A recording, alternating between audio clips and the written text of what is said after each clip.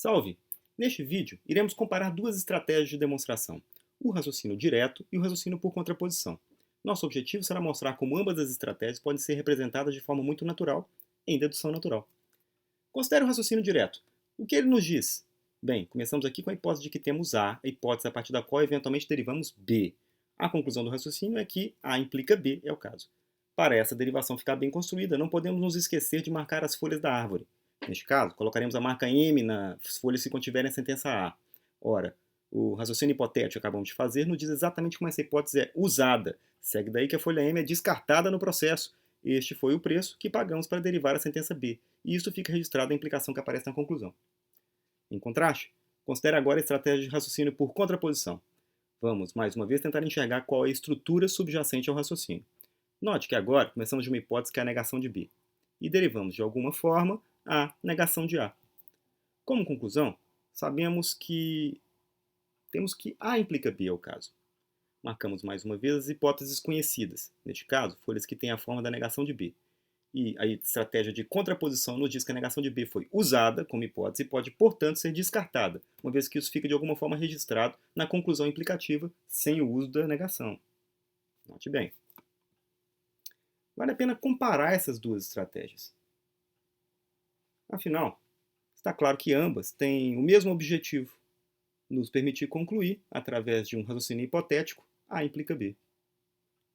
Os descartes respectivos mostram que nós não nos comprometemos com as suposições com as quais começamos o raciocínio. Elas se tratam de hipóteses temporárias.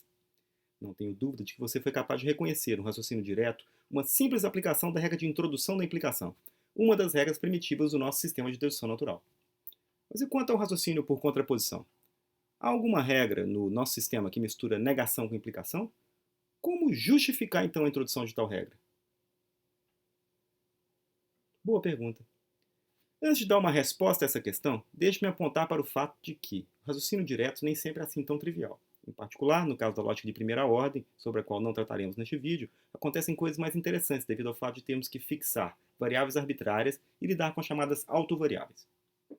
Vamos agora tratar então da questão de como justificar o raciocínio por contraposição, a partir do nosso sistema de dedução natural. Vamos mostrar que se trata de uma regra derivada a partir das regras primitivas que já conhecemos.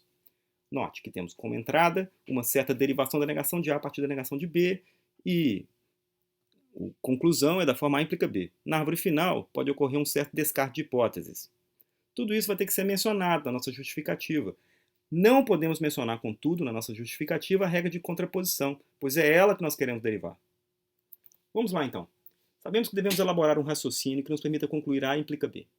Ora, é razoável imaginar que derivamos tal sentença implicativa usando justamente a introdução da implicação. Neste caso, no nó imediatamente acima da implicação, devemos ter o consequente dessa implicação, a sentença B. Sabemos que temos o direito de descartar o antecedente dessa implicação, a sentença A, se isso nos for conveniente mais adiante.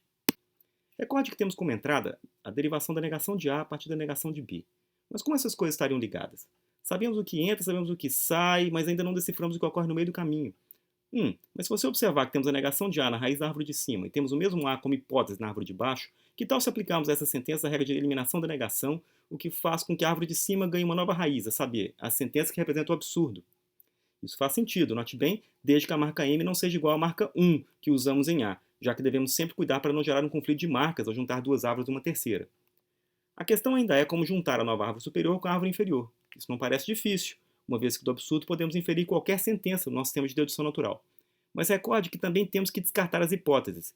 Sem problema, a negação de B, de fato, pode ser descartada se usarmos a regra do absurdo clássico para derivar B. Note, com efeito, o que ocorre com as hipóteses da árvore final que acabamos de construir. Qualquer folha A pode ser descartada graças ao uso, lá perto da raiz, da regra de introdução da implicação, onde A aparece como antecedente dessa implicação. E qualquer folha que contém a negação de B pode ser descartada graças ao uso que fizemos da regra do absurdo clássico para derivar essa sentença B. Moral da história: a regra de contraposição está justificada por ter sido derivada, usando outras regras do nosso sistema.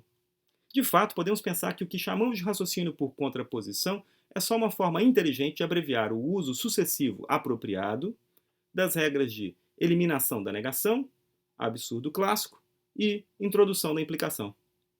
Que tal?